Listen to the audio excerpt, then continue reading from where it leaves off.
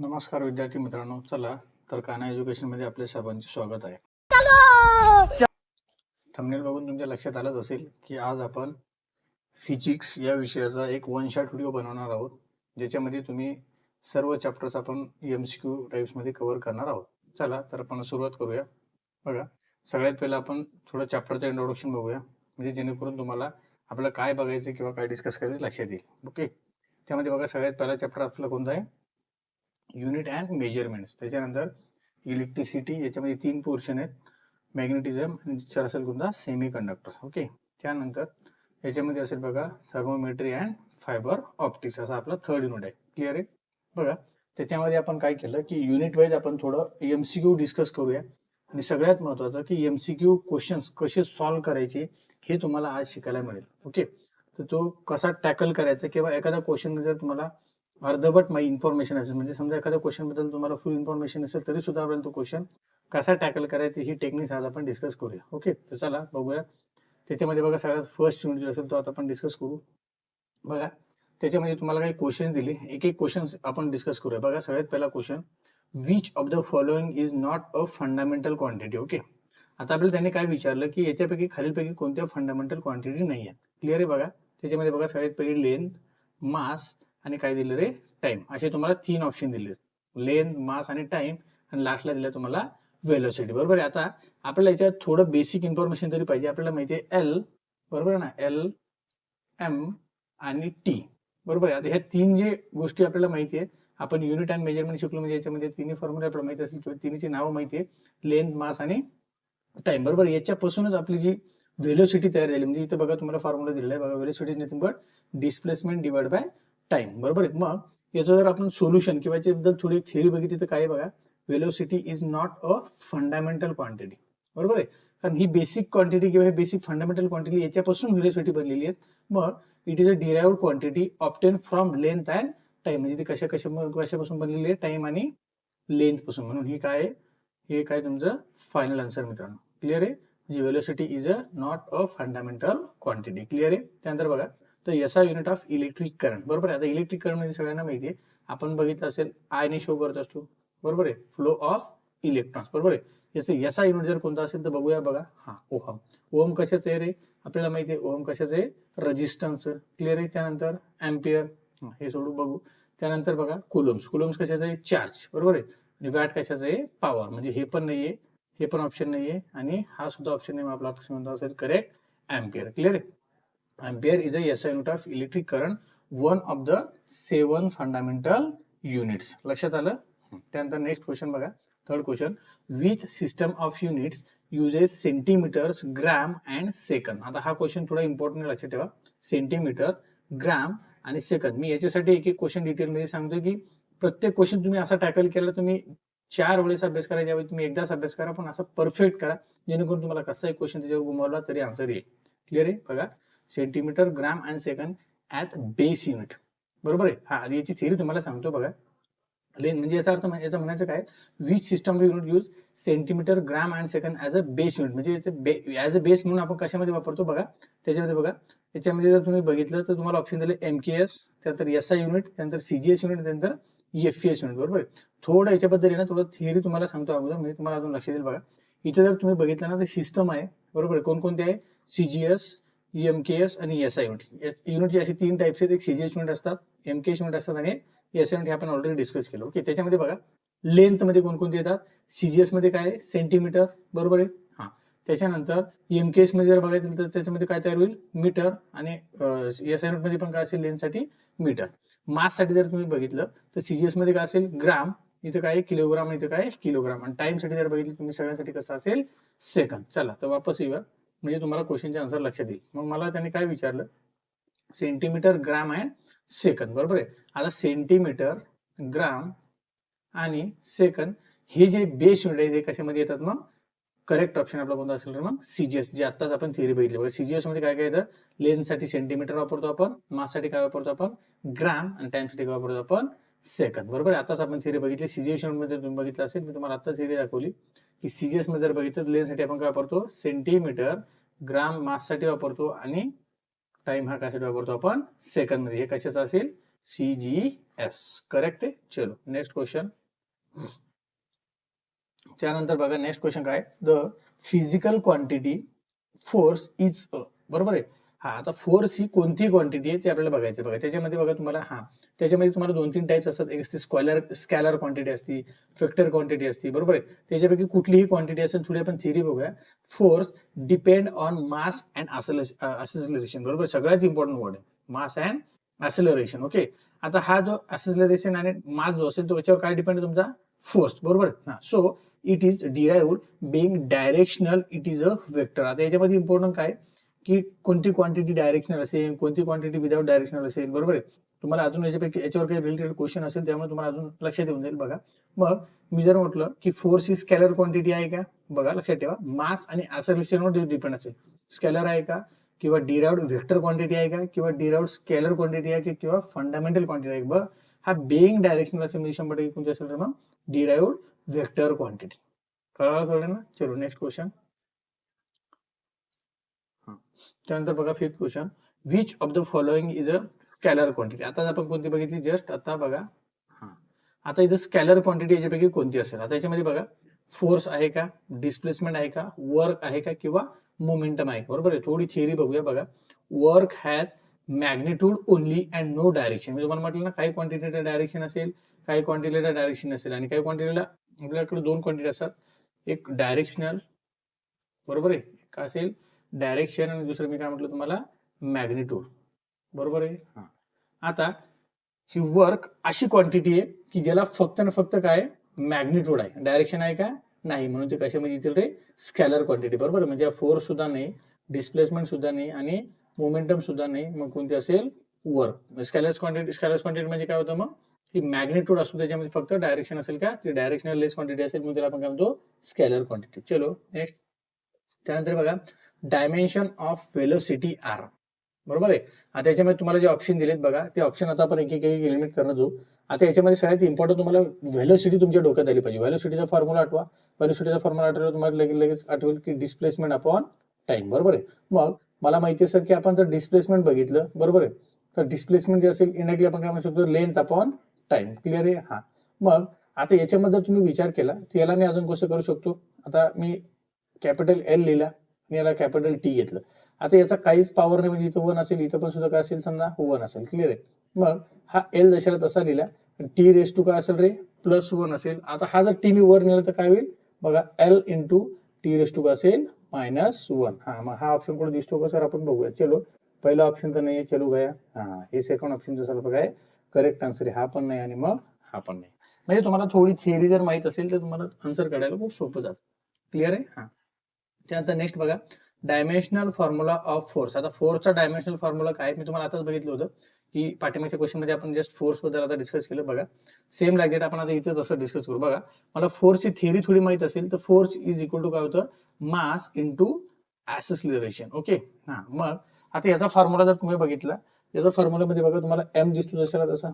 Clear आहे. आणि ॲक्सेलरेशनचा formula जर तुम्ही बघितलं तर काय होतं डिस्प्लेसमेंट किंवा लेंथ अपॉन टी स्क्वेअर, बरोबर. मग हा टी स्क्वेअर जर वर गेला तर काय होईल T into T raise to -2, बरोबर. म्हणजे फॉर्म्युला काय येईल मग एल इंटू टी आणि याला काय -2 पॉवर. म्हणजे असा पुढे ऑप्शन आहे का आपल्याकडे बघा. पहिलाच ऑप्शन आपल्याकडे आहे. म्हणजे सगळं काय फर्स्ट ऑप्शन आपला आन्सर असेल. सेकंड पण नाही, थर्ड पण नाही आणि फोर्थ पण नाही. हे थिअरी तुम्हाला ऑलरेडी थोडी दिली. फोर्स इज इक्वल टू काय होतं मास इंटू ॲक्सेलरेशन, आणि डायमेन्शन जे असेल त्याचा फॉर्म्युला आपण आता जस्ट डिस्कस केलेला आहे. चलो नेक्स्ट क्वेश्चन. बघा checking the validity of physical equation can be done using, लक्षात ठेवा question, checking the validity of physical equation, खूप important word, physical equation can be done using काय unit conversion, dimensional analysis, graphical method आणि integration. हे पण नाहीये, graphical असेल का नाही, आणि युनिट कन्व्हर्जन सुद्धा नाही. तर काय असेल आपल्याकडे ऑप्शन डायमेन्शनल एनालिसिस. म्हणजे फिजिकल इक्वेशन आपण कशाने काढतो डायमेन्शनल एनालिसिस. आता बघितलं ना आपण लेंथ मास टाइम जसं त्याचे फॉर्म्युलेशन. बघा तुम्हाला थोडी थिअरी याच्यामध्ये दिली. Dimensional analysis help check if both side of an equation have a same dimension. लक्षात आलं. चलो next 9th number question. If 1 metre is equal to 100 centimetre, the conversion factor from metre to centimetre is. Metre to centimetre, हे खूप important लक्षात ठेवा. Conversion तुम्हाला खूप महत्वाचे असतात. मीटर टू सेंटीमीटर तुम्हाला आलं पाहिजे, सेंटीमीटर टू मीटर सुद्धा तुम्हाला आलं पाहिजे. हे कन्व्हर्जन खूप इम्पॉर्टंट आहे, बरोबर. मग त्याने काय केलं, आता 1 metre is equal to 100 centimetre. आता तुम्हाला माहिती आहे सेंटी, बरोबर आहे ना. सेंटीचं कन्व्हर्जन करण्यासाठी सगळ्यात इम्पॉर्टंट काय आहे, 10⁻⁴ काय करत असतो, -2. काय येत असतो, -2, बरोबर आहे. मग समजा माझ्याकडे जर 100 सेंटीमीटर असेल, बरोबर आहे, त्याचं जर मला मीटर मध्ये करायचं असेल, क्लिअर आहे, किंवा मीटरचा मला सेंटीमीटर मध्ये करायचं असेल, तर हे एक इम्पॉर्टंट गोष्ट लक्षात ठेवा.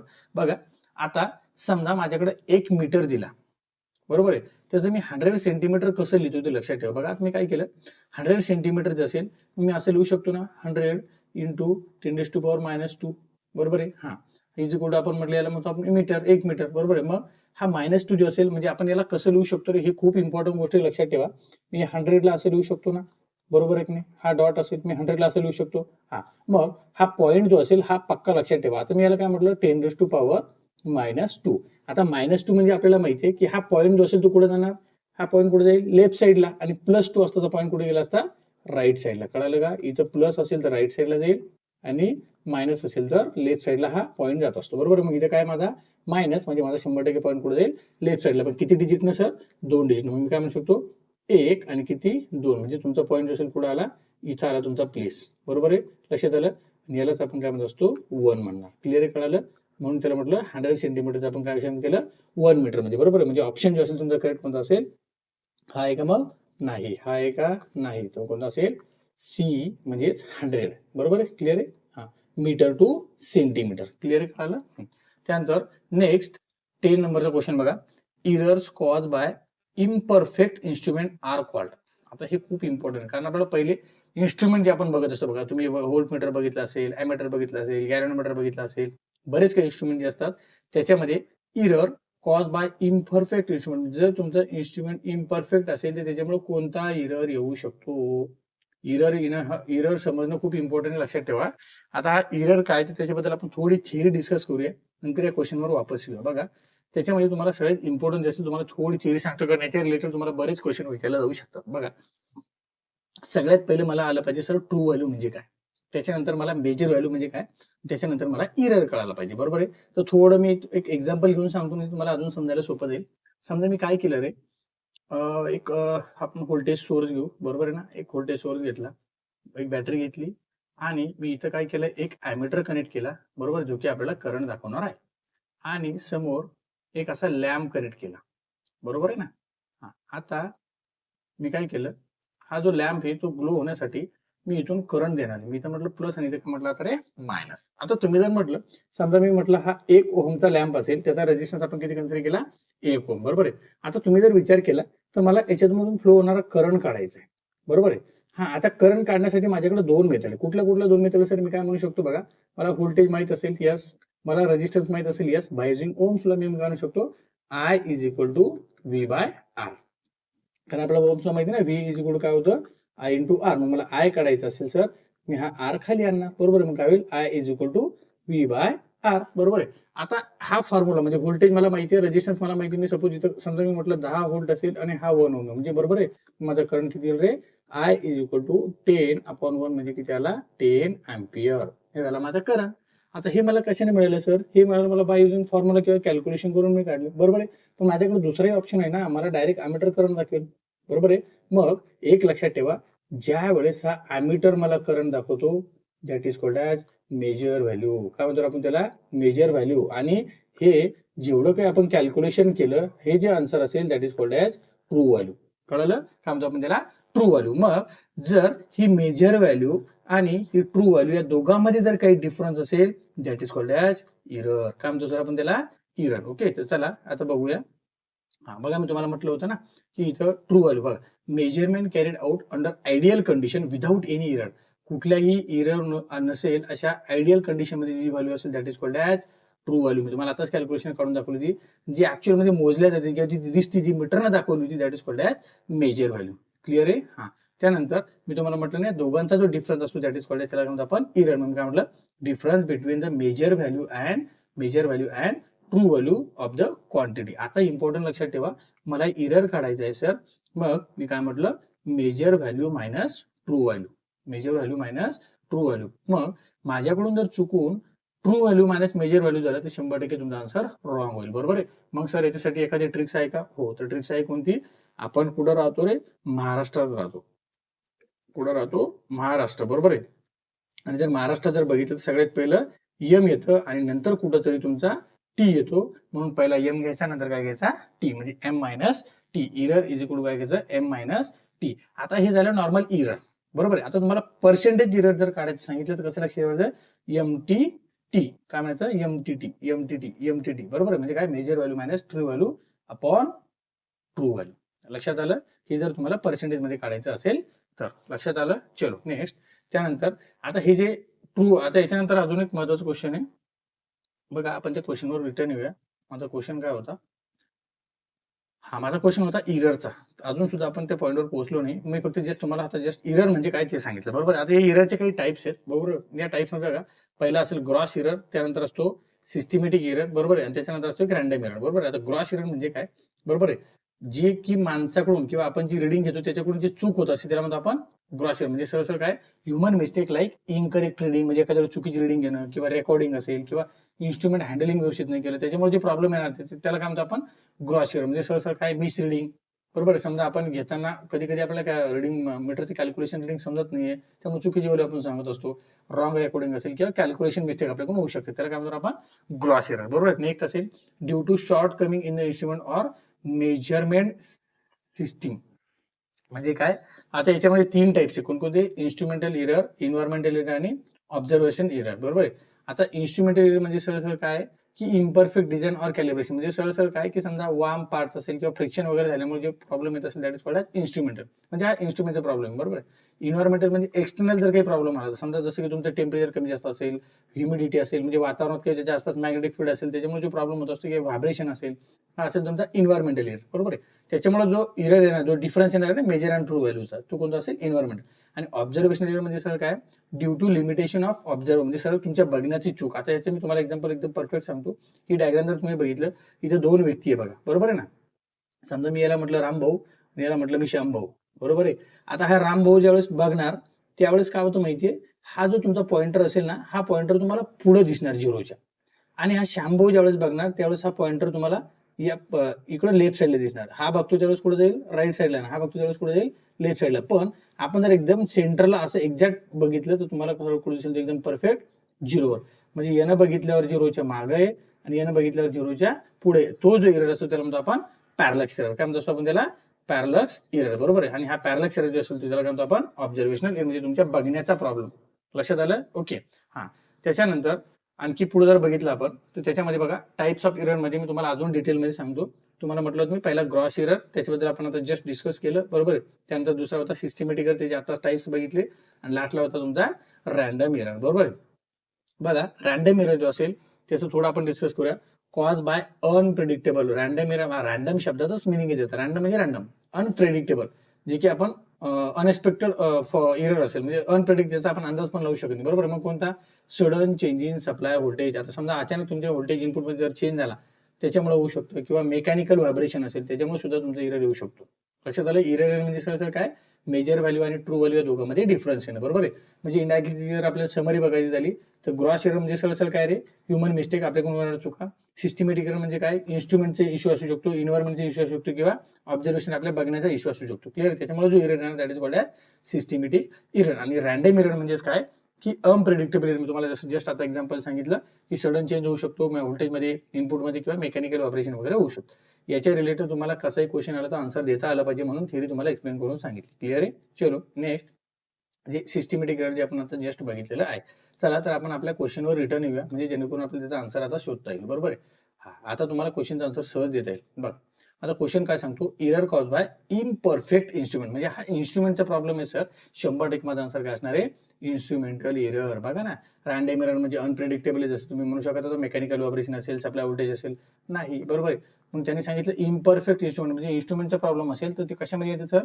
सिस्टमॅटिक इरर मध्ये येतं. यस, करेक्ट आहे सर. पण इथे तुम्हाला ऑप्शन दिला तो एकदम परफेक्ट दिला. सिस्टमॅटिक इरर मध्ये पण कशात येतं सर? तर इन्स्ट्रुमेंटल मध्ये येतं. That is your correct answer. Clear आहे? आणि ह्या पर्सनल इरर तर आपण असं काही टाईपचं बघितलंच नाही सर.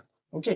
चलो याचं वाटलं थोडं आपण थिअरी पण बघू. Cause by defect in instrument such as zero error poor calibration. Clear आहे. चलो नेक्स्ट. त्यानंतर बघा नेक्स्ट क्वेश्चन काय असेल. पुढचा क्वेश्चन आहे बघा. हा हे तुम्हाला थोडं शॉर्टमध्ये आहे, थिअरी बघून घ्या. मी तुम्हाला एकाच पेजवर सगळं दिलेलं आहे. हा बघा नेक्स्ट क्वेश्चन आहे. Which type of error varies randomly in measurement. बरोबर आहे. म्हणजे असा कोणता एरर आहे की तो असा रॅन्डमली म्हटलं मी तुम्हाला की आपण अनएक्सपेक्टेड म्हणू शकतो. त्याचं काय सिस्टमॅटिक असेल का? नाही. इन्स्ट्रुमेंट असेल का? नाही. ब्लेंडरचा असं काही बघितलं नाही सर आपण. मग कोणता एरर असेल सर? तो रॅन्डम एरर. बरोबर. Random error occur unpredictably. मी तुम्हाला म्हटलं ना randomly unpredictable and vary in both magnitude and direction. लक्षात ठेवा. त्यानंतर अब्सोल्यूट एरर इज गिव्हन. आता अब्सोल्यूट एरर जे असेल त्याचं आपण थोडं डिस्कस करूया. बघा अब्सोल्यूट एरर म्हणजे तुम्हाला जस्ट सांगितलं होतं ना आता एरर, त्यालाच आपण म्हटलं हा फॉर्म्युला बघितला होता बघा. E is equal to M minus T Maharashtra. बरोबर आहे. त्यालाच आपण काय म्हणत असतो? स्टॅटिक एरर किंवा ऍब्सोल्यूट एरर. मग असा काही फॉर्म्युला आहे का? बघा सर. बघा true value minus measure value. हा मी तुम्हाला म्हटलं ना टी मायनस एम म्हणजे हा महाराष्ट्र आहे का सर? नाही. एम मायनस टी एस हा काय सर तुमचा महाराष्ट्र तयार झालेला आहे. म्हणजे हा 100% आन्सर तुमचा असू शकतो. चला पुढे जाऊ. Measure value minus zero error नाही असं काही फॉर्म्युला बघितलंच नाही. अनलिस्ट काउंट नाही. 100% आन्सर काय असेल माझं सर? सेकंड नंबर म्हणजे बी माझा ऑप्शन आहे बॉम्बे. ओके. थोडी थिअरी बघूया. Absolute error is magnitude of difference between measure value and true value. True व्हॅल्यूला आपण काय म्हणतो सर?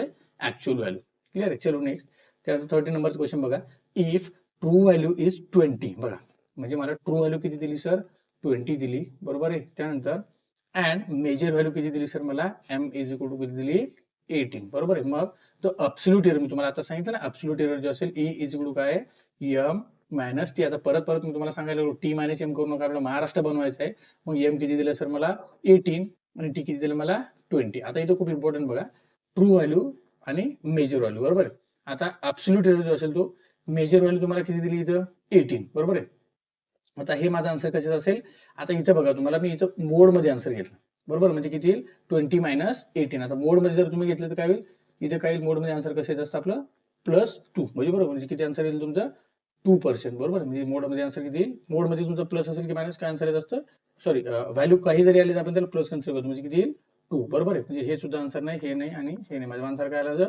2%. बरोबर. त्यानंतर रिलेटिव्ह एरर. बरोबर आहे. Relative error equals. तर रिलेटिव्ह एरर जो असेल त्याचा फॉर्म्युला काय? आर इज इक्वल टू काय असेल? Absolute upon true value. Absolute upon true value. बरोबर आहे. ह्या फॉर्म्युला लक्षात ठेवा. आता रिलेटिव्ह जो असेल तर बघा अब्सोल्यूट अपॉन ट्रू. हा म्हणजे हाच माझा ऑप्शन असेल. नेक्स्ट बघूया. ट्रू अब्सोल्यूट नाही, हा नाही. मेजर बाय ट्रू हा सुद्धा नाही आणि ट्रू मायनस मेजर हा पण नाही. म्हणजे माझा आन्सर जे असेल ते काय? फर्स्ट ऑप्शन हा करेक्ट आन्सर असेल. त्यानंतर बघा the number of number of meaningful digit in a measurement is called. Meaningful number. बघा त्याला आपण प्रेसिजन म्हणतो का? नाही. अॅक्युरेसी म्हणतो का? नाही. Least count? नाही. त्याला म्हणतो आपण सिग्निफिकंट फिगर. बरोबर. मिनिंगफुल डिजिट जे असेल ते कोण सांगत असतं? Significant figure. त्याची थिअरी बघूया.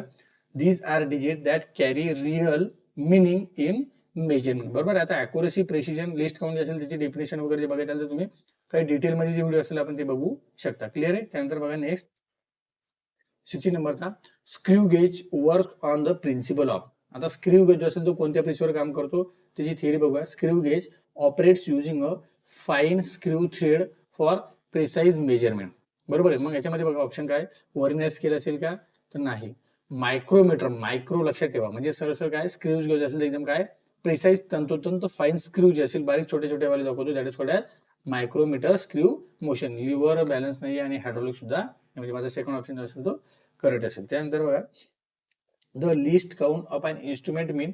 मी तुम्हाला ना थोडं अगोदर याची थोडं काही डायग्राम बघूया म्हणजे आपल्याला अजून लक्षात येईल. बघा that is called vernier calliper. काय म्हणतात आपण त्याला? Vernier calliper. आता ही व्हर्नियर कॅलिपर जे असेल ही असते व्हर्नियर स्केल आणि ही असते तुमची मेन स्केल. बरोबर आहे. आता ही व्हर्नियर स्केल आपण मूव्ह करत असतो इथं आपण ऑब्जेक्ट वगैरे टाकत असतो. बघा याचे काही थोड्या टाइप्स आहेत. आता ही जी असेल ही डिजिटल असेल आणि हे अॅनालॉग व्हर्नियर कॅलिपर आहे आणि अशा प्रकारे आपण त्याच्यामध्ये ऑब्जेक्ट वगैरे टाकत असतो. आता ही थोडी स्केल तुम्ही बघून घ्या. त्याच्या अजून रिलेटेड एखादी डायग्राम आहे बघा इथे जर तुम्ही बघितलं. हा हे बघा. आता त्याच्यामध्ये तुम्ही लिस्ट काउंट बऱ्याच वेळी शब्द ऐकला असेल. आता लिस्ट काउंट पण आपण थोडा बघूया. बघा इथे जर बघितलं least count of vernier calliper बघा smallest value that can be measure by measuring instrument that is called as least count. बरोबर आहे. आता स्मॉलेस्ट व्हॅल्यू बघा इथे जर तुम्ही बघितलं तर एक छोटी मोठी लाईन आहे त्यानंतर छोटे छोटे छोटे छोटे बारीक लाईन. बरोबर आहे. मग याचा लिस्ट काउंट आपण कसं काढत असतो बघा value of smallest division on main scale म्हणजे सगळ्यात छोटी व्हॅल्यू जी असेल आणि total number of division on vernier scale म्हणजे सगळ्यात छोटी जी असेल तर आपण एक कन्सिडर केली. बरोबर आहे. त्यानंतर बघा सगळ्यात छोटी काय केली, 1 कन्सिडर केली, त्याच्यामध्ये किती नंबर ऑफ लाईन्स आहे, 10, बरोबर आहे.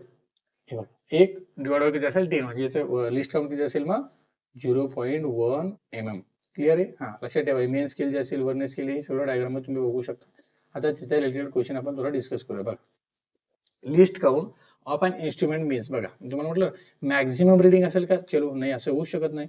मिनिमम रिडिंग असेल का, असं मे बी होऊ शकतं. चलो सी सिस्टमॅटिक, अरे हे इरेग्युलर असं काय प्रकार आहे. डी थेरोटिकल अॅक्युरेसी, नाही ठीक आहे. पण म्हणजे माझा आन्सर काय असेल, मिनिमम मिनिमम मिनिमम मिनिमम, म्हणजे छोट्यात छोटी व्हॅल्यू जी असेल ते मोजू शकतो आपण, that is called as least count. सगळ्यात छोटी व्हॅल्यू, बरोबर. List count is a smallest measurable value.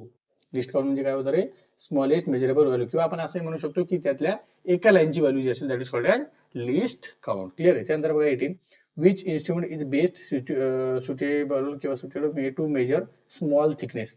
मी तुम्हाला आता वर दाखवू ना, आता काय म्हणतो आपण त्याला, स्क्रू गेज. सगळ्यात छोटी जी असेल थिकनेस काय कोण दाखवतो तुमचा, स्क्रू गेज. मीटर स्केल असेल का, नाही सर. वर्नियर तर नाहीच आहे, आणि स्पेरोमीटर हे नाही, म्हणजे काय असेल तुमचा screw gauge. Screw gauge measure the very small thickness such as a wire diameter. तुम्ही एक्झाम्पल म्हणू शकता, बरोबर. वाटलं तुम्हाला मी स्क्रू गेज सुद्धा दाखवतो कसा असतो, म्हणजे तुम्हाला अजून लक्षात येईल.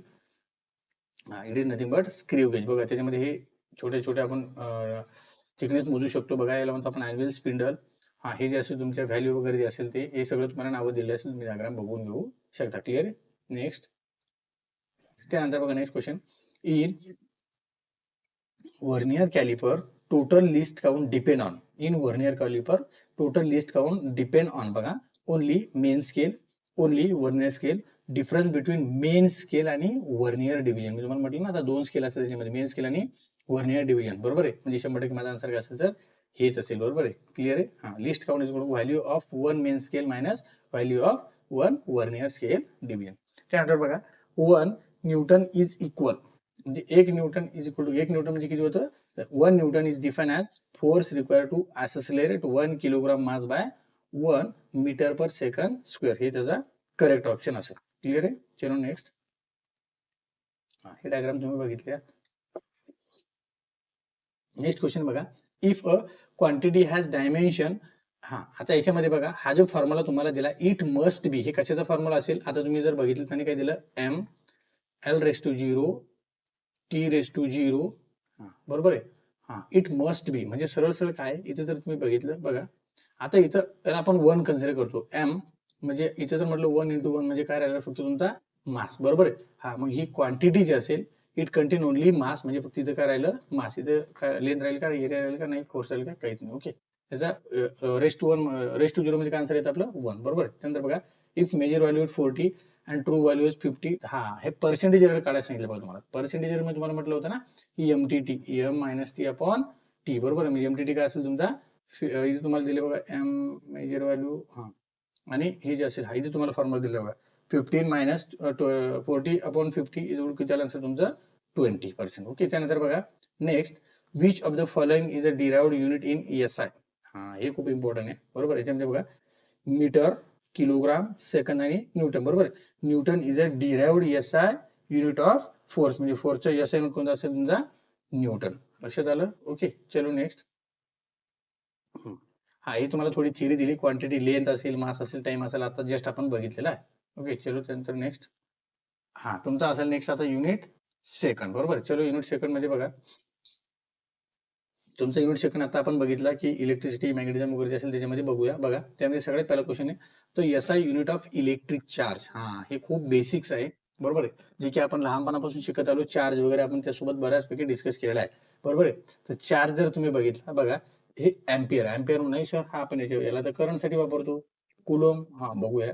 व्होल्ट नाही सर, आपण यांना व्होल्ट मोजतो. ओहम यांना सर आपण रेजिस्टन्स मोजतो. म्हणजे हाही ऑप्शन नाहीये, हाही ऑप्शन नाहीये, हाही ऑप्शन नाही, म्हणजे 100% हाच असू शकतो. That is called as coulomb. म्हणजे कुलोमचं चार्ज, सॉरी एसआय युनिट जे असेल इलेक्ट्रिक चार्ज काय असेल, कुलोम. ओके, त्यानंतर नेक्स्ट बघा, हा second, coulomb's law is also known as. आता हे इम्पॉर्टंट आहे. कुलोम्स लॉ मला काय सांगत असतो बघा, ओहम्स लॉ. हा, असं कसं होऊ शकतो, कुलोम्स लॉ मला ओहम्स लॉ कसं सांगेल, न्यूटन्स लॉ नाही, लॉ ऑफ हिटिंग हे असेल का, नाही, हे पण काय नाही, हे तिन्ही ऑप्शन जे असेल तुमचे रॉंग असेल. मग law of inverse square, law of काय सांगतो, इनव्हर्स. याचा अर्थ काय, स्टेटमेंट तुला बघूया. बघा, coulomb's law state that force is inversely, बघा खूप important, force is inversely proportional to the square of distance, हा त्याचा फॉर्म्युला आहे. बरोबर ना, आपल्याला माहिती काय formula, force is directly proportional to the square of distance. म्हणजे हा काय सांगतो सर, मला कशाचं रिलेशन सांगतो, इनवर्स स्क्वेअरचं डिस्टन्स सांगत असतो. Not a Ohm's law, not a Newton's, not a heating of law. लक्षात आलं, म्हणजे माझा फर्स्ट ऑप्शन जो असेल तो करेक्ट ऑप्शन आहे. Next, electric field is define as, electric field is define as, हे लक्षात ठेवा. इलेक्ट्रिक फील्ड डिफाईन ॲज काय, बघा पहिला ऑप्शन आहे फोर्स पर युनिट चार्ज. चलो बघू.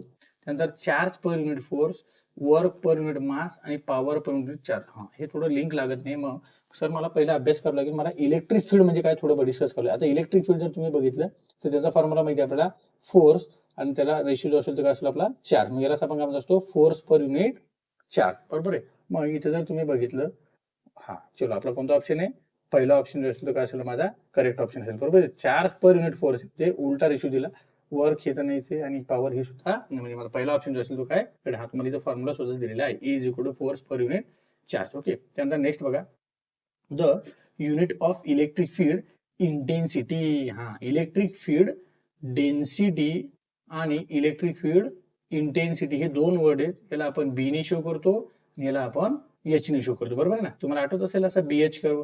बरोबर आहे.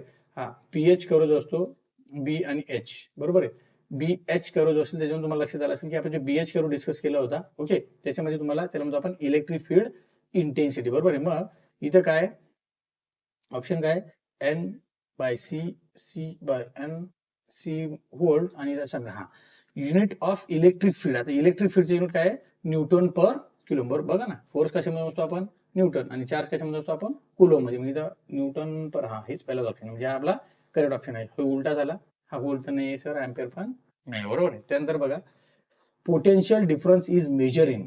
बरोबर आहे. Potential difference is measure in, potential difference is nothing but voltage. बरोबर आहे. मग हा अँपियर असेल कसं, नाही, दॅट इज व्होल्ट, म्हणजे तुमचं करेक्ट आन्सर असेल. हे पण नाही आणि हे पण. आपण हे चार्ज साठी, सॉरी रेजिस्टन्स साठी वापरतो, चार्ज साठी वापरतो, करंट साठी, म्हणजे 100% तुमचा आन्सर काय असेल, volt is correct answer. Clear. चलो next, work done is, sorry work done in moving a unit charge is known as, work done in moving a unit charge is known as. बघा आता याचे work done जे असेल, current आहे का, resistance आहे का, इलेक्ट्रिक पोटेन्शियल आहे का, आणि फ्लक्स. हा फ्लक्स तर नाही सर 100%. रेजिस्टन्स वर्क डन सोबत रिलेटेड असू शकतो का, नाही सर, दोन युनिट गेले. करंट आणि इलेक्ट्रिक पोटेन्शियल. आता तुम्हाला माहिती आहे, work done in moving unit charge हे पोटेन्शियल वर्क डन म्हणजे 100% काय राहील सांगा, पोटेन्शियल रिलेटेड कन्सेप्ट, म्हणजे 100% सर हा पण ऑप्शन आहे. म्हणजे माझा ऑप्शन करेक्ट कोणता असेल, इलेक्ट्रिक पोटेन्शियल. चलो next, the unit of magnetic field intensity. मी तुम्हाला म्हटलं ना, मॅग्नेटिक फील्ड इंटेन्सिटी. बरोबर आहे. आता मॅग्नेटिक फील्ड इंटेन्सिटी जी असेल कशाने शो करतो आपण, एच. कशाने शो करतो आपण, एच. आणि डेन्सिटी कशाने शो करतो आपण, बी. बरोबर आहे. हा, आता हे जो असेल ह्याचा फॉर्म्युला आपल्याला माहिती आहे. आता बघा तुम्ही, एमएमएफ अपॉन एल, सॉरी याचा नाही, हाय एच, एमएमएफ अपॉन एल. बरोबर आहे. आता तुम्ही जर बघितलं, एमएमएफ इज काय होतं रे, N into I upon L. बरोबर आहे. आता एन म्हणजे काय, नंबर ऑफ टर्न, म्हणजे आपण त्याला टी ने शो करतो सर. आय म्हणजे काय, अँपियर. बरोबर आहे. एल म्हणजे काय, मीटर. बरोबर. मग तुम्ही जर म्हटलं टर्न अँपियर पर मीटर. बरोबर, किंवा अँपियर टर्न किंवा टर्न अँपियर असेल, हे तुमचं युनिट आहे. मग आता असा ऑप्शन आहे का, आपण बघूया. चलो नेक्स्ट, वेबर तर नाहीये सर, टेस्ला पण नाहीये सर, न्यूटन नाहीये, अँपियर टर्न पर मीटर, म्हणजे हा माझा करेक्ट ऑप्शन असेल. बघा लक्षात ठेवा, बी शब्द खूप इम्पॉर्टंट आहे, एच शब्द खूप इम्पॉर्टंट आहे, पुन्हा फोर्स असेल, एमएमएफ असेल. बरोबर आहे. ईएमएफ असेल. बरोबर. आता ईएमएफ तुम्हाला सांगितलं होता, ईएमएफ आपण जर लक्षात ठेवायचं असतं, कशी ट्रिक लक्षात ठेवणार, बघा, N into I is sorry याचं युनिट काय असेल, टर्न अँपियर, जे आता मी तुम्हाला डिस्कस केलं. बरोबर ना. याला कसं लक्षात ठेवायचं, मामा मला फक्त नीता पाहिजे, जोर जोर से बोल के लोगों को स्कीमें बता दे, म्हणजे तुम्हाला पूर्ण फॉर्म्युला जो असेल ते एकाच ठिकाणी बसतो. लक्षात आला. ओके. त्यानंतर बघा 9 number, lines of magnetic force always form. Lines of magnetic force, आता ते इमॅजिनरी जे लाईन्स असतात म्हणजे काय तयार करणारे, एक क्लोज लूप तयार करतात. तुम्हाला म्हणतो N to S, N to S, N to S. बरोबर आहे. हा, ओपन लाईन्स करणार आहे का, नाही, रॅन्डम पाथ पण नाही, आणि स्ट्रेट लाईन पण, म्हणजे काय करणार, एन टू एस. बरोबर आहे. समजा हा असा एन आणि असा एन, असा एन आणि एस जर असेल मॅग्नेटिक, सॉरी तुमचा मॅग्नेट असेल तुमचे एन टू एस. बरोबर आहे. N to S, N to S असा एक क्लोज लूप करतात, आणि तो काय असेल एस टू एन. म्हणजे अशा प्रकारे तुमच्या त्या क्लोज लूप मध्ये पाथ सेटअप होत असतो, त्याला म्हणतो असतो आपण क्लोज लूप. लक्षात आलं. हा, म्हणजे तुमचा हा ऑप्शन जो असेल तो करेक्ट आन्सर असेल. इलेक्ट्रिक करंट इज डिफाईन, बरोबर आहे. आता इलेक्ट्रिक करंटच्या दोन डेफिनेशन आहे सर माझ्याकडे. वन काय, पहिली डेफिनेशन काय म्हणतो, फ्लो ऑफ इलेक्ट्रॉन्स, बरोबर. मग तुम्हाला इथं फॉर्म्युलाच्या फॉर्म मध्ये दिलं. मग मी काय म्हणतो, इलेक्ट्रिक करंट म्हणजे सर काय की टायमिंग नुसार माझे चेंज होणारे इलेक्ट्रॉन्स, आणि इलेक्ट्रॉन्सला आपण काय म्हणतो सर, चार्ज, बरोबर आहे. आणि ते कशासोबत चेंज होतो, टाइम. म्हणजे काय, आय इज इक्वल टू आपण असं लिहितो ना, D Q by D T, rate of change of charge with respect to time. म्हणजेच काय, क्यू अपॉन टी कुठं आहे का सर, हा हे बघा, चार्ज इंटू टाइम. अरे इंटू नाही, charge upon time. Yes, this is your correct answer. Time into charge उलट केलं सर, पोटेन्शियल इथं नाहीच. क्लिअर आहे. माझा आन्सर काय असेल, B. B is charge upon time. चलो नेक्स्ट क्वेश्चन. त्यानंतर बघा नेक्स्ट क्वेश्चन काय, the SI unit of electric current. अरे ते चालू परत, इलेक्ट्रिक करंट असेल एसआय काय आपलं पाठात झालं, कोलम चार्ज साठी वापरतो सर, हे नाहीये. वॅट आपण पॉवर साठी वापरतो sir, yes that is your correct answer. आणि ओहम आपण रेजिस्टन्स साठी वापरतो सर, हे पण नाही. त्यानंतर बघा, ohm's law is, ohm's law is, आता हे ओहम्स लॉ लक्षात ठेवा, I is equal to V by R का आहे का, नाही.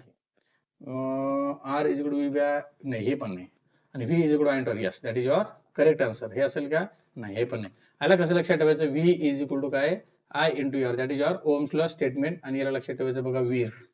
कसं लक्षात ठेवायचं, वीर, बरोबर आहे. हा, ओहम्स लॉ. त्यानंतर the unit of resistance is, आता रेजिस्टन्स युनिट आपल्याला माहिती आहे सर, अँपियर करंट साठी मोजतो आपण, हा नाहीये. हा व्होल्ट साठी आहे म्हणजे हा पण नाहीये. हा ओहम साठी म्हणजे that is your correct answer. Tesla आहे का, हा सुद्धा नाही. त्यानंतर बघा, in series combination of resistance the total resistance is. आता याला बघा लक्षात ठेवा, याला आपण एंड टू एंड कनेक्शन म्हणतो. समजा मी काय केलं, हा एक रेजिस्टन्स आहे, त्यानंतर हा दुसरा रेजिस्टन्स आहे, आणि हा तिसरा रेजिस्टन्स आहे, बरोबर आहे. 1, 2 आणि 3. याला म्हटलं मी R1, याला म्हटलं मी R2, याला म्हटलं मी समजा R3, बरोबर आहे.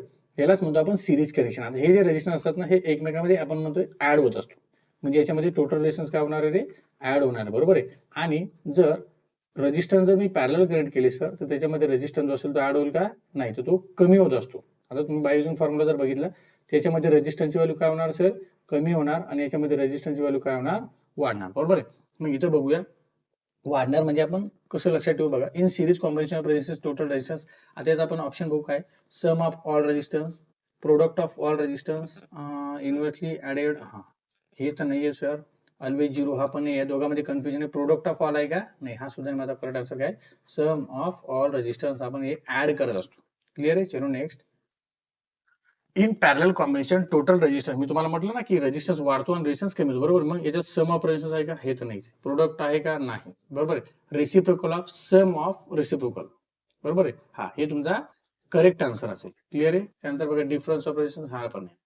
त्यानंतर स्पेसिफिक रेजिस्टन्स इज ऑल्सो, खूप इम्पॉर्टंट आहे बघा. स्पेसिफिक रेजिस्टन्स सरळ sir, resistance is equal to rho into L upon A. हा फॉर्म्युला आम्हाला माहित आहे सर, मी हा फॉर्म्युला माहित आहे म्हणजे तुम्हाला आन्सर पण येणार. बघा, रेजिस्टन्स, आता याला म्हणतो आपण रेजिस्टिव्हिटी. रो म्हणजे काय होतं, resistivity, length of conductor, cross sectional area of conductor. आता जर तुम्ही बघितलं, resistance is directly proportional to the length, resistance is inversely proportional to the area, आणि resistance is directly proportional to the specific resistance. मग त्याने काय विचारलं, specific resistance is also called, म्हणजे त्यालाच आपण काय म्हणत असतो, तर त्याला दुसरं नाव काय सर, रिएक्टिव्ह रेजिस्टन्स आहे का, नाही. रेजिस्टिव्हिटी आहे का, yes that is your correct answer. आणि कंडक्टन्स आहे का, नाही. हा तर रेसिप्रोकल ऑफ रेजिस्टन्स आहे. आणि कंडक्टिव्हिटी हे सुद्धा नाही. मग त्याला काय म्हणतो आपण, रेजिस्टिव्हिटी, किंवा त्यालाच म्हणतो असतो आपण स्पेसिफिक रेजिस्टन्स. त्यानंतर बघा, गॅलोनोमीटर इज कनेक्टेड इनटू ॲमीटर.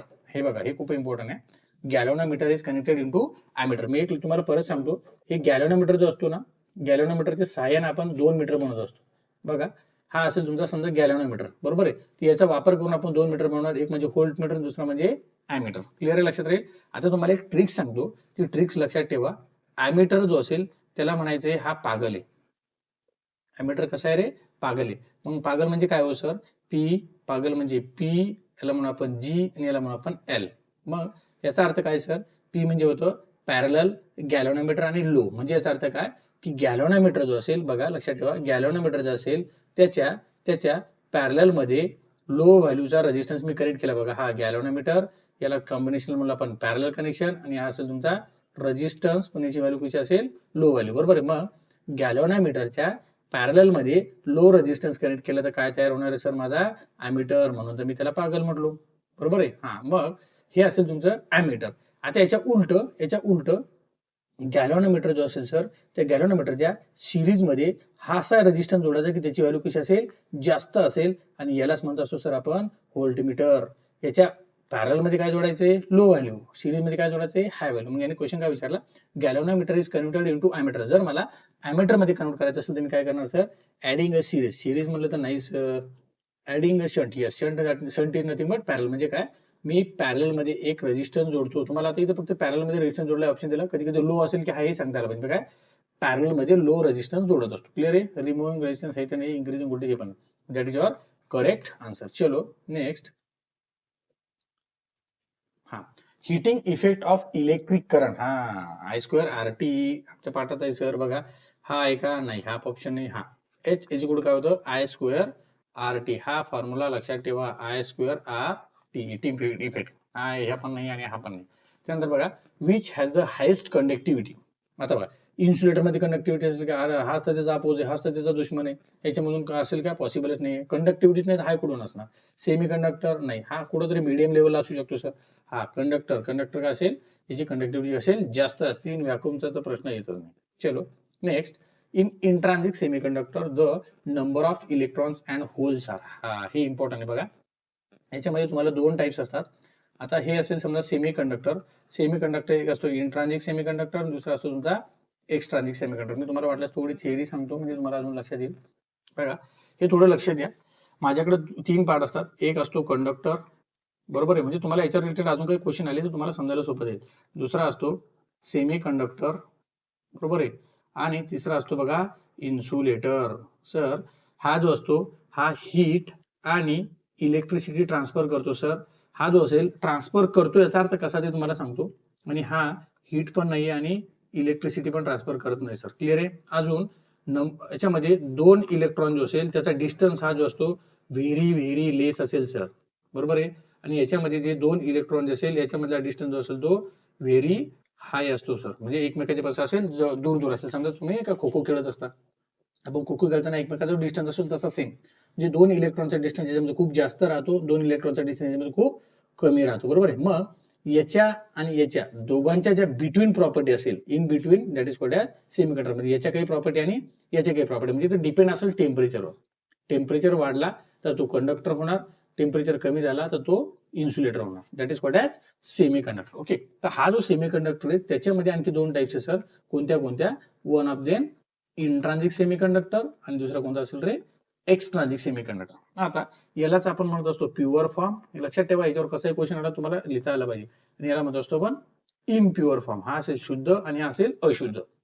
आता अजून याच्यामध्ये हा शुद्ध आहे आणि अशुद्ध, मग हा अशुद्ध कसा झाला सर, त्याच्यामध्ये अजून 2 क्लासिफिकेशन आहे. One of them P type आणि याला म्हणतो आपण एन टाईप. आणि याला असं का म्हटलं बघा, याला का, हा कुठून तयार झाला, प्युअर प्लस इम्प्युअर, बरोबर आहे. हा प्युअर प्लस इम्प्युअर म्हणजे याचा अर्थ काय बघा, याचे 2 एक्झाम्पल आहे. प्युअरचे 2 एक्झाम्पल कोणकोणते लक्षात ठेवा. एक असेल सिलिकॉन, दुसरा कोणता असतो जर्मेनियम, बरोबर आहे. मग इथं मी काय केलं, सिलिकॉन मध्ये प्लस काहीतरी ऍड करणार आणि इथं सुद्धा मी सिलिकॉन मध्ये प्लस काहीतरी ऍड करणार, म्हणजे सिलिकॉन असेल किंवा जर्मेनियम. आता सिलिकॉन मध्ये मी इथे काय ऍड करणार, तिथे ऍड करणार पेंटाव्हॅलंट, बरोबर. इथे काय ऍड करणार, ट्रायव्हॅलंट कंपाऊंड, म्हणजे ज्याच्या आउटरमोस्ट शेल मध्ये 3 असेल, याच्या आउटरमोस्ट शेल मध्ये किती असेल, 5 असेल, बरोबर आहे. तर याचे काही एक्झाम्पल पण आहे, ते एक्झाम्पल थोडं लक्षात ठेवा, बरोबर आहे. मी तुम्हाला थोडं एक्झाम्पल पण सांगतो. बघा, याचे एक्झाम्पल जे असेल ते boron, okay, aluminium, gallium, indium आणि थॅलियम, बरोबर आहे. म्हणजे काय, बोरॉन, अल्युमिनियम, गॅलियम, इंडियम आणि थॅलियम. हा नाही तुम्हाला डायरेक्ट क्वेश्चन विचारला जातो. याची ट्रिक्स तुम्हाला सांगतो ती लक्षात ठेवा. याला कसं लक्षात ठेवायचंय, बाबा आले गावात इंजेक्शन टोचायला, बरोबर आहे. बोरॉन, अल्युमिनियम, गॅलियम, इंडियम आणि थॅलियम. आणि याचं लक्षात ठेवा, फॉस्फरस, आर्सेनिक, बिस्मथ, एसबी लक्षात ठेवा, बिस्मथ आणि बेरियम असेल, बरोबर आहे. लक्षात ठेवा, पाकिस्तान, ऑस्ट्रेलिया, सब, बिमारी. कसं लक्षात ठेवायचं, पाकिस्तान, ऑस्ट्रेलिया, सब, बिमारी. हे नावं लक्षात ठेवा, कारण तुम्हाला डायरेक्ट क्वेश्चन विचारले जातो याचे हे कुठले, हे एक्झाम्पल जे असेल एन टाईपचे एक्झाम्पल कोणते आणि पी टाईपचे एक्झाम्पल कोणते, तर पाठच करून ठेवा. ट्रिक्स लक्षात ठेवा, बाबा आले गावात इंजेक्शन टोचायला, पाकिस्तान, ऑस्ट्रेलिया, सब, बिमार है, बरोबर आहे. बोरॉन, अल्युमिनियम, गॅलियम, इंडियम आणि थॅलियम, फॉस्फरस, आर्सेनिक, बिस्मथ आणि बेरियम, बरोबर आहे. हे असेल तुमचे सेमीकंडक्टरची थिअरी. क्लिअर आहे. त्यानंतर बघू त्याचे क्वेश्चन जे असेल तर आपल्याला काय विचारलं होतं बघा त्याच्यामध्ये तुम्हाला त्याने विचारलं in transit semiconductor the number of electrons and holes, बरोबर आहे. मी तुम्हाला म्हटलं ना प्युअर आणि इम्प्युअर, बरोबर आहे. प्युअर आणि इम्प्युअर जे असेल तर तो प्युअर आहे त्याच्यामध्ये अनइक्वल असेल का, नाही. झिरो असेल का, नाही. कसं असेल, इक्वल, कारण हा प्युअर फॉर्म मध्ये आपण नॉट म्हणजे येत नाही. त्यानंतर बघा 21 number, doping increases conductivity of, म्हणजे सरळ सरळ बघा डोपिंग इन्क्रीज केली. आता बघा आपण अगोदर कंडक्टर मध्ये असणार आहे, त्यानंतर याच्यासोबत काहीतरी छेडछाड करून आपण सेमी कंडक्टर तयार करणार, अजून इन्सुलेटर आपण तयार करणार, बरोबर आहे. मग आपण ही डोपिंग जे असेल ती इन्क्रीज करतो बाय कायसाठी, कंडक्टिव्हिटी. मी तुम्हाला एक छोटंसं एक्झाम्पल सांगतो, ज्यामध्ये आपण शेतामध्ये आहे ना, ज्यावेळेस आपण शेतामध्ये फवारणी करत असतो बघा. आता फवारणी करताना तुम्हाला माहितीये आपण पेट्रोल पंप वापरला. कोणता पंप वापरणार आहे, पेट्रोल पंप. त्याच्यामध्ये आपण काही ना काही ऑइल टाकत असतो. असं का करतो आपण, की जेणेकरून एका लिटरमध्ये जर समजा 1 एकर शेती आपली होत असेल, बरोबर आहे, 1 एकर शेती आपली होत असेल, तर एकाच लिटरमध्ये आपली 1 पेक्षा जास्त शेती झाली पाहिजे. त्यासाठी आपण काय करत असतो, म्हणजे युनायटेड लिटरमध्ये आपण ऍव्हरेज वाढलं पाहिजे, बरोबर आहे. मग त्यामध्ये आपण ऑइल मिक्स करतो. सेम लाईक दॅट, की आपली कंडक्टिव्हिटी वाढवण्यासाठी आपण डोपिंग करत असतो, बरोबर आहे. डोपिंग करणं म्हणजे काय, कंडक्टिव्हिटी वाढवण्यासाठी केली मेथड. म्हणजे इन्सुलेटर मध्ये असेल का डोपिंग कंडक्टिव्हिटी वाढवणे, पॉसिबल नाही सर. डायलेक्ट्रिक म्हणजे हा पण एक इनडायरेक्टली इन्सुलेटर असेल, आणि कंडक्टर असेल का, तर नाही, that is called as semi conductor. लक्षात ठेवा. चलो नेक्स्ट. हा, majority carriers in P type semi conductor, बरोबर आहे. हा, आता ह्याच्यामध्ये बघा मी तुम्हाला म्हटलं ना पेंटॅव्हॅलेंट आणि ट्रायव्हॅलेंट, बरोबर आहे. आता समजा सिलिकॉन जर तुम्ही बघितलं, त्याचा ॲटॉमिक नंबर किती आहे, 14. मी तुम्हाला थोडं अजून एक्सप्लेन करून सांगतो. बघा सिलिकॉन मध्ये किती आहे सर, 14, आणि जर्मेनियमचा ॲटॉमिक नंबर किती आहे सर, 32, बरोबर आहे. दोघांमध्ये जर तुम्ही बघितले त्याच्या ॲटॉमिक सेल मध्ये किती असणार आहे, 4 इलेक्ट्रॉन्स, बरोबर आहे. मग ह्या 4 इलेक्ट्रॉन जे असेल तर मी तुम्हाला त्याच्यासोबत काय म्हटलं, एक पेंटॅव्हॅलेंट ऍड करा आणि काय ऍड करा, ट्रायव्हॅलेंट. मग सर मी याच्यामध्ये ज्यावेळेस पेंटॅव्हॅलेंट ऍड केलं तर 4 आणि 5 किती होतात रे, 9. म्हणजे इथे किती झाले, आउटर मोस्ट मध्ये 9 शेल झाले, आणि हे 4 आणि ट्रायव्हॅलेंट म्हणजे 3, हे 5. याची ऍडिशन केली मी सर, 5 आणि 4 9, आणि याची ऍडिशन केली 4 आणि 3 7, बरोबर आहे. मग याच्या आउटर मोस्ट मध्ये किती झाले सर, 9, आणि याची किती झाली, 8. मग सर मला ऑक्टेट कम्प्लीट करायचं असेल, कारण आउटर मोस्ट मध्ये आपलं मिनिमम ऑक्टेट जरी कम्प्लीट असेल तर आपण त्याला स्टेबल म्हणतो. मग याच्यामध्ये काय झालं सर, माझ्याकडे एक एक्स्ट्रा आहे, बरोबर आहे. याच्याकडे काय झालं सर, माझ्याकडे एक कमी आहे. म्हणजे काय रे, म्हणजे काय, एक इलेक्ट्रॉन जास्त आहे, बरोबर आहे. एक इलेक्ट्रॉन जास्त आहे आणि माझ्याकडे एक इलेक्ट्रॉन कमी आहे, म्हणजे माझ्याकडे काय जास्त आहे सर, एक जागा जास्त आहे, बरोबर आहे ना. म्हणजे एक इलेक्ट्रॉन कमी, माझ्याकडे एक जागा जास्त आहे. मग मी काय म्हणू शकतो सर, माझ्याकडे इथं होल्स आणि इथं काय जास्त आहे, इलेक्ट्रॉन्स. मग मला लगेच कळालं सर, मी पेंटॅव्हॅलेंट कशामध्ये ऍड केलं होतं रे, पेंटॅव्हॅलेंट कशामध्ये केलं होतं, एन टाईप मध्ये. म्हणजे सर याच्यामध्ये इलेक्ट्रॉनची संख्या जास्त आहे. आणि पी टाईप मध्ये काय केलं सर मी, ट्रायव्हॅलेंट, म्हणजे याच्यामध्ये काय सर, होलची संख्या जास्त आहे, बरोबर आहे. लक्षात आलं. म्हणजे पी टाईप मध्ये होल जास्त आहे आणि एन टाईप मध्ये काय जास्त आहे, इलेक्ट्रॉन जास्त आहे, बरोबर आहे. पी टाईप मध्ये होल्स आणि एन टाईप मध्ये काय, इलेक्ट्रॉन जास्त आहे, बरोबर आहे. मग चला बघूया आपला क्वेश्चन काय सांगत होता सर. त्याच्यामध्ये बघा, हा नेक्स्ट क्वेश्चन बघा, majority carriers in P type semiconductor. P type मध्ये तुम्ही आपण आताच बघितलं सर, काय जास्त आहे, holes. That is your correct answer. Electrons आहे का, नाही. न्यूट्रॉन्स नाही, प्रोटॉन्स नाही. हा, त्यानंतर next, majority carriers in an type semiconductor. हा, आताच आपण डिस्कस केलं, पी मध्ये होल्स, एन मध्ये इलेक्ट्रॉन्स, बरोबर आहे. बाकी तर बघायची गरज नाही. चलो next, depletion layer in PN junction is form due to बघा फ्लो ऑफ. आता हे पीएन जंक्शन मी तुम्हाला म्हटलं पी टाईप आणि एन टाईप, बरोबर आहे.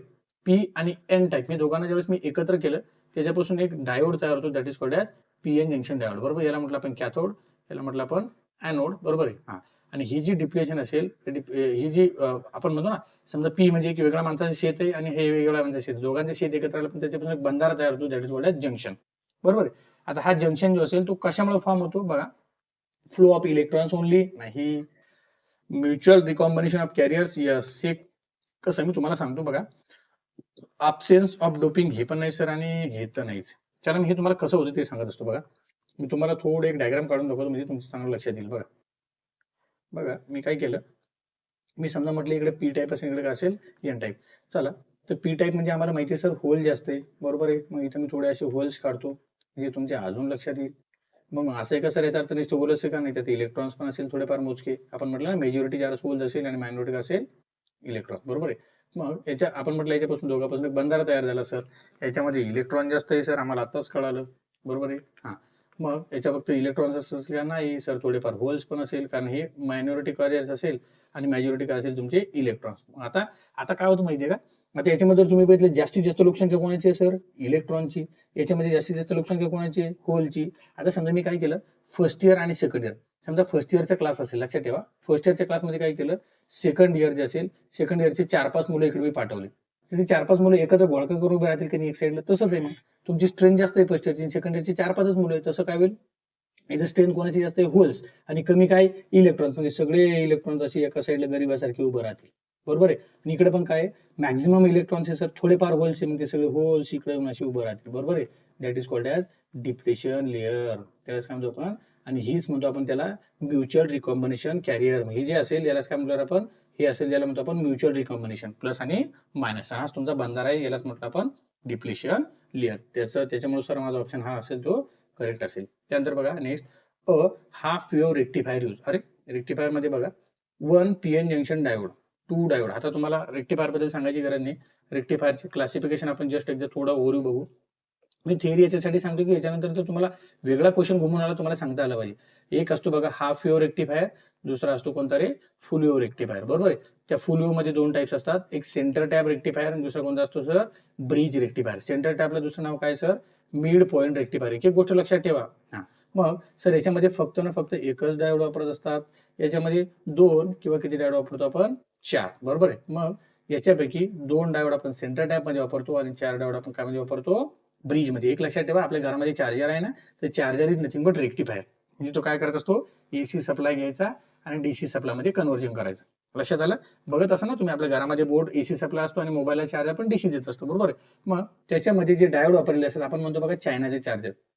चायनाच्या चार्जर मध्ये फक्त त्याच्यामध्ये एकच डायोड असतो, आणि जर एखादा ब्रँड किंवा कंपनी चार्जर असेल त्याच्यामध्ये 2 किंवा 4 डायोड असतात. लक्षात आलं? हाफ वेव्ह, फुल वेव्ह. हाफ वेव्ह म्हणजे सेंटर टॅप, आणि इकडे असेल ब्रिज. सेंटर टॅपलाच आपण ऑर मध्ये काय म्हणतो, मिड पॉईंट, बरोबर. मग इथे बघा 1 half wave rectifier. Half wave मध्ये काय, 1 पीएन जंक्शन डायोड खतम. पहिलेच आन्सर आपला ऑप्शन आन्सर आहे. इथं 2 आहे का? नाही. इथं 4 आहे का? नाही. 2 कुठे वापरतो आपण, सेंटर टॅप मध्ये, किंवा त्यालाच म्हटलं आपण मिड पॉईंट, आणि 4 कुठे वापरतो दुसरा आपण, ब्रिज मध्ये. आणि हे नव्हतं ऑप्शन नाही. क्लिअर आहे? चलो नेक्स्ट. त्याच्यानंतर बघा, त्याच्यानंतर बघा तुमचा युनिट 3, बरोबर आहे. बघा आता युनिट 3 जर तुम्ही बघितलं, तर युनिट 3 मध्ये सगळ्यात पहिला क्वेश्चन तुम्हाला दिला बघा, heat is a form of, बरोबर आहे. त्यामध्ये बघा, heat is a form of energy measure in joules. म्हणजे काय, एनर्जी, बरोबर आहे. मास आहे का? नाही. टेम्परेचर आहे का? नाही. पॉवर आहे का? नाही. बरोबर आहे. कशापासून मिळेल? एनर्जी पासून. त्यानंतर next, S I unit of temperature. Temperature कशामध्ये मोजले जातं? डिग्री सेल्सिअस आहे का? नाही. डिग्री फॅरेनहाइट नाही. रँकिंग आहे का? नाही. म्हणजे काय, तुमचं मेन बेसिक केल्विन ऑप्शन असेल, बरोबर आहे. एस आय युनिट आहे, लक्षात ठेवा. कारण त्याच्यामध्ये सीजीएस वगैरे भरपूर युनिट असतात. त्यानंतर normal human body temperature is, माणसाचा नॉर्मल ह्युमन बॉडी असेल तर टेम्परेचर किती असतं? 37. हे आपण लहानपणापासून शाळेत शिकलो आहे. हे आहे का? नाही. हे आहे का? नाही. हे आहे का? नाही. चलो नेक्स्ट. आता याच्यात एक अजून महत्वाचं आहे ना, तुम्हाला याच्याबद्दल थोडं अगोदर काही थिअरी सांगतो, मी याच्यातले काही क्वेश्चन कळेल. बघा आपल्याला आहे ना, पहिले आहे ना 3 महत्वाच्या गोष्टी शिकायच्या. 3 कुठल्या कुठल्या गोष्टी आहे सर? एक असेल सेल्सिअस, बरोबर आहे. दुसरा असेल फॅरनहाइट, आणि तिसरा असेल बघा केल्विन. हे 3 युनिट या टेम्परेचरचे. म्हणजे असं नाही फक्त केल्विनच असेल. आता हे 3 युनिट जे असेल ते कन्व्हर्जन सुद्धा तुम्हाला आलं पाहिजे. मी तुम्हाला मुद्दामून फॉर्म्युले दिले, हे फॉर्म्युले जस्ट गो थ्रू करा आणि एकदा लक्षात ठेवा. सेल्सिअसचे फॅरनहाइट मध्ये करण्यासाठी मला हा फॉर्म्युला असतो, फॅरनहाइटचं सेल्सिअस मध्ये करण्यासाठी हा फॉर्म्युला आहे. त्यानंतर सेल्सिअस केल्विन मध्ये करण्यासाठी आहे, त्याचं उलट वाईस वर्सा, केल्विन टू सेल्सिअस. हे सगळे फॉर्म्युले एकदा लक्षात ठेवून जा. त्यानंतर फॅरनहाइट टू केल्विन असेल, त्यानंतर केल्विन टू फॅरनहाइट. हे सगळे फॉर्म्युले एकदा गो थ्रू करा. खूप सिंपल आहे, जास्त अवघड नाही, जेणेकरून तुम्हाला न्यूमेरिकल वगैरे येतात 100% ते सॉल्व्ह करायला सोपं जाईल. ओके. नेक्स्ट बघा, relation between Celsius and Kelvin. मी तुम्हाला आता सांगितलं ना फॉर्म्युला, तर कोणता असेल? हे आहे का? नाही. ते फॉर्म्युला तुम्ही लक्षात ठेवल्यानंतर तुम्हाला लगेच लक्षात येईल कोणता असेल. K is equal to C plus Celsius plus 237. हे तुमचा करेक्ट आन्सर असेल. Which is not a mode of heat transfer. आता हे थोडं तुम्हाला अजून याची पण काही डायग्राम दाखवतो. रिफ्लेक्शन रिफ्रॅक्शन बघा, पहिला आपण ती पण थिअरी बघू, म्हणजे तुम्हाला आन्सर काढायला सोपं जाईल. बघा हे डायग्राम तुम्हाला काही डायग्राम मध्ये दिसेल बघा. Laws of reflection. बघा आता हा जो रे असतो ना, हा नॉर्मल रे. आता लाईट पासून जे पडलेत बघा, समजा मी एक स्मूथ एखादा सरफेस घेतला, त्याच्यापासून इथं तुमचे रेज येणार, आणि हे रेज जे रिफ्लेक्ट झाले त्याला म्हणतो आपण रिफ्लेक्टेड रेज. काय म्हणतो आपण त्याला? रिफ्लेक्टेड, बरोबर आहे. याला म्हणतो आपण इन्सिडेंट रेज, जे ऑब्जेक्टवर पडतात, याला म्हणतो आपण नॉर्मल रेज, बरोबर आहे. अजून महत्वाचं, रिफ्लेक्शन. बघा, जर तुम्ही एखाद्या ऑब्जेक्टवर टाकलं त्याच्या एक्झॅक्ट अँगलने तयार होणार त्याला म्हणतो आपण रिफ्लेक्शन. आणि रिफ्रॅक्शन म्हणजे काय होतं की त्या ऑब्जेक्ट मधून ते थोडा असा बघा या सरळ आहे, थोडा असा म्हणजे मोडणार, थोडा टर्न मारणार, त्याला म्हणतो आपण रिफ्रॅक्शन. हे बघा इथे तुम्हाला दिलं, ऑब्जेक्ट मध्ये एंट्री मारली आणि ऑब्जेक्ट मध्ये एंट्री मारल्यानंतर थोडा अजून त्याला अँगल चेंज झाला, that is called as refraction. Reflection म्हणजे एक्झॅक्ट अँगल, आणि हा जो असेल तो थोडा मोडल्यासारखा किंवा ऑब्जेक्ट मधून पास होणार, त्याला म्हणतो आपण रिफ्रॅक्शन. लक्षात आलं? चला, तर आपण आपल्या क्वेश्चनवर वापस जाऊया, म्हणजे जेणेकरून आपलं आन्सर सांगायला सोपं जाईल. बघा काय सांगत होतं माझा question, which is not a mode of heat transfer. आता हे बघा, हे हीट ट्रान्सफरचं ऑप्शन आहे का रिफ्लेक्शन आहे, आताच बघितलं आपण. हे आपलं करंट आहे, रेडिएशन हीटच्या रिलेटेड आहे, कंडक्शन पण हीटच्या रिलेटेड आहे, बरोबर आहे, आणि कन्व्हेक्शन पण हीटच्या रिलेटेड आहे, बरोबर. म्हणजे काय नाही मग रिफ्लेक्शन म्हणजे हेच माझं करंट आहे. नॉट शब्द लक्षात ठेवा, हीटच्या रिलेटेड नसणारा म्हणजे त्याला म्हणतो आपण reflection. Reflection is not a heat transfer mechanism. Clear? Next question, heat transfer through solid mainly occurs by. हा, हे खूप इम्पॉर्टंट आहे. कशापासून होऊ शकतो? कन्व्हेक्शन पासून होऊ शकतो का, रेडिएशन पासून होऊ शकतो का, कंडक्शन असेल किंवा ऑब्झर्वेशन. आता थोडी थिअरी बघू. Conduction transfer heat through molecular collision in solid, म्हणजे 100% माझा आन्सर असेल सर कंडक्शन. चलो next, heat transfer through fluid takes place by. Heat transfer through fluid takes म्हणजे त्या पाण्या थ्रू जे असेल फ्लुइड थ्रू असेल त्याला काय म्हणतो आपण कन्व्हेक्शन. कंडक्शन असेल का नाही, रेडिएशन असेल का नाही, ट्रान्समिशन असेल का नाही, बरोबर आहे. म्हणजे convection involves movement of molecules in liquid or gas, बरोबर, त्याला काय म्हणतो आपण कन्व्हेक्शन. बघा, heat from the sun reaches earth by. हा, म्हणजे सूर्यापासून जे आपल्या जमिनीपर्यंत त्यालाच काय म्हणतो आपण रेडिएशन. हे एकदम सिंपल क्वेश्चन. कंडक्शन कन्व्हेक्शन आपल्याला इंडक्शन म्हणतो का नाही. त्यानंतर बघा, बॉईस लॉ स्टेट द्यात. बॉईस लॉ माझा काय सांगत असतो, at constant temperature P is directly inversely proportional to the V, बरोबर आहे. आता हे फॉर्म्युला पुढे माझा, हा हे बघा तुमचा ऑप्शन इथे दिलेला आहे, किंवा आपण याला असं लिहू शकतो ना, P इज V किंवा V is inversely proportional of P, बरोबर. हा जो असेल माझा बॉईस लॉ आहे, म्हणजे माझं हे करेक्ट आन्सर असेल, लक्षात ठेवा. त्यानंतर चार्ल्स लॉ स्टेट दॅट, बघा ते काय, V is directly proportional to the T, लक्षात ठेवा. ओके, त्यानंतर नेक्स्ट पुढचा क्वेश्चन काय तुमचा, the bending of light when entering another medium. मी तुम्हाला म्हटलं थोडा बेंड करतो, मग ते काय असेल रिफ्रॅक्शन. डिफ्रॅक्शन असेल का नाही, रिफ्लेक्शन आहे का नाही, रेडिएशन आहे का नाही. त्यानंतर total internal reflection occurs Wien. आता आपण बघितलं डायग्राम थोडा आठवा. Total internal reflection occurs when light enter denser medium, angle of incident is greater than critical angle. म्हणजे माझं काय असेल करेक्ट ऑप्शन असेल. मी तुम्हाला म्हटलं 2 अँगल तयार होते, कसा तयार होईल आणि असा तयार होतो, मोडत असतो, बरोबर आहे. हा, मग हे पण नाही आणि हे पण नाही. चलो नेक्स्ट, हे बघा तुम्हाला थोडी थिअरी दिली. Occurs when light travels from denser to rarer medium angle, that is greater than critical angle. त्यानंतर बघा, total internal reflection is the working principle of. Total internal reflection is the working principle of कशाचा असेल, optical fibre gun. Chapter आपण तो discuss करू. Telescope नाही आहे, curve नाही आणि रिले पण नाही. चलो त्यानंतर नेक्स्ट क्वेश्चन बघा.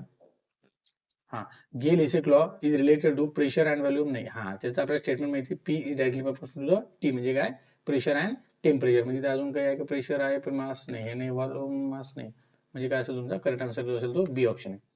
परफेक्ट गॅस इक्वेशन इज, बरोबर आहे. हा, 100% काय असेल तुमचा सेकंड ऑप्शन करेक्ट असेल. त्यानंतर in thermal conductivity heat flow depend on. आता थर्मल कंडक्टिव्हिटी बघा, temperature only, material only, temperature difference and material, that is your correct answer. खूप इम्पॉर्टंट, लक्षात ठेवा. Heat conduction rate depend on material and temperature difference. त्यानंतर Newton's law of cooling applied काय सांगतो, solid only, liquid only, नाही, small temperature, that is your correct answer. चलो next, हे diagram आता जस्ट आपण बघितल्या. 18 बघा, light travels inside optical fibre through. हा, हे बघा, रिफ्रॅक्शन, बेंडिंग, टोटल इंटर्नल. हा, हे इम्पॉर्टंट तुमचा total internal reflection, that is your correct answer. त्यानंतर बघा, core of an optical fibre is surrounded by. Core of an optical fibre is surrounded by. काय आपण त्याला मग मेटल लेअर म्हणतो का नाही, ग्लास शीट नाही, एअर नाही, म्हणजे काय म्हणतो आपण क्लेडिंग, बरोबर आहे. कोअर जे असेल त्या सराउंडिंग जे असेल कोअरचे, त्याला काय म्हणतो आपण cladding. Cladding is lower reflected index enable tyre. Okay, आता which fibre supports only one light path. Multi mode नाही, हा, सिंगल मोड इंडेक्स. काय म्हणतो आपण त्याला, वन लाईट म्हणजे काय सिंगल मोड स्टेप इंडेक्स. चलो next, multimode step index fibres has large core and uniform index. खूप हे सिंपल क्वेश्चन लक्षात ठेवा. मल्टीमोड ग्रॅडेड इंडेक्स फायबर रिड्यूस, याला काय म्हणतो आपण डिस्पर्जन. ओके, त्यानंतर which material is commonly use in optical fibres. हा, ऑप्टिकल फायबर काय वापरतो आपण? ग्लास और प्लास्टिक. अल्युमिनियम वापरतो का? नाही. आयर्न नाही. कॉपर नाही. तांबा वापरतो का आपण? लोखंड वापरतो का? नाही. अल्युमिनियम वापरतो का? नाही. काय वापरतो? ग्लास किंवा plastic. Optical fibre are mainly use in, हा हे खूप इम्पॉर्टंट आहे, इलेक्ट्रिक पॉवर नॉट. मेकॅनिकल पॉसिबलच नाही. केमिकल नाही. म्हणजे काय 100% सर कम्युनिकेशन. आपण बघितले असेल ऑप्टिकल फायबरचे बऱ्याच लाईन आता आपण रोडनं बघत असतो. Which statement is true about optical fibre? बघा, heavy and high loss, immune to electromagnetic, हा इलेक्ट्रोमॅग्नेटिक इंटरफेरन्स, हा शब्द त्याच्या रिलेटेड आहे. ओनली यूज फॉर हात आणायचे, नॉट फ्लेक्झिबल. म्हणजे सेकंड ऑप्शन तुमचं काय असेल? करेक्ट आन्सर असेल. बरोबर आहे. त्यानंतर ही थेअरी तुम्ही बघून घेऊ शकता. नेक्स्ट क्वेश्चन बघा. आणि 25 इथं तुमचा एंड झालेला आहे. बरोबर आहे. अशा प्रकारे आपण फिजिक्स जे असेल त्याचे 3ही युनिट असेल, ते 3ही युनिटवर काही एमसीक्यू डिस्कस केलेले आहे. आता याच्या नंतर आता मी तुम्हाला प्रत्येक क्वेश्चन थोडा वेगवेगळ्या अँगलने सांगितलं, की आपण त्याला एलिमिनेट कसं करायचं किंवा त्याची थिअरी थोडी डिस्कस करा, म्हणजे त्याच्या रिलेटेड अजून काही क्वेश्चन आहे तुम्हाला सहज आन्सर सॉल्व्ह करता येईल. लक्षात आलं? ओके. आता याच्यानंतर एवढं करून सुद्धा तुम्हाला जर काही डाऊट आला, बरोबर आहे, तुम्ही 100% कमेंट सेक्शनमध्ये डाऊट टाकू शकता किंवा मला मेसेज करू शकता. तसेच तुम्हाला जर असाच केमिस्ट्रीचा व्हिडिओ पाहिजे असेल तर तुम्ही कमेंट सेक्शनमध्ये सांगू शकता.